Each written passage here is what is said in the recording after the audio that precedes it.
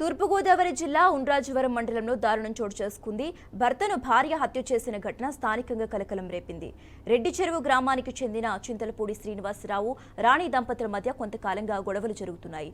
ఈ క్రమంలో భార్య వాణి భర్త శ్రీనివాసరావును కత్తితో పొడిచింది. తీవ్ర గాయాలకు గురైన ఆయన తణుకు ఆసుపత్రిలో చికిత్స పొందుతూ మృతి చెందాడు.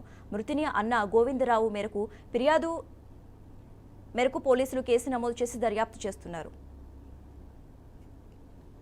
చింతలపూడి శ్రీనివాసరావు అనే అతని భార్య అయిన రాణి భర్త ఇద్దరు గొడవపడే సమయంలో తన భార్య కత్తితో పొడిచింది.